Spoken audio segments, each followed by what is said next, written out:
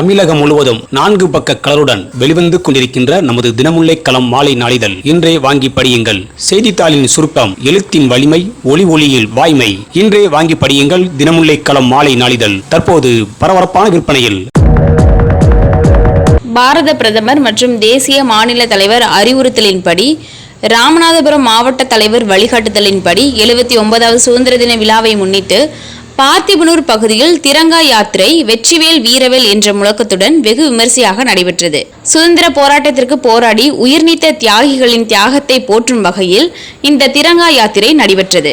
இந்த யாத்திரை பார்த்திபனூர் ஸ்ரீ சந்தன மாரியம்மன் கோவிலில் இருந்து தொடங்கி பேருந்து நிலையம், மும்முனை ரோடு மற்றும் நகரின் முக்கிய வழியாக வந்து பின்னர் முருகன் கோவில் சென்று பிறகு ஸ்ரீ சந்தன மாரியம்மன் கோவில் முன்பு முடிவடைந்தது.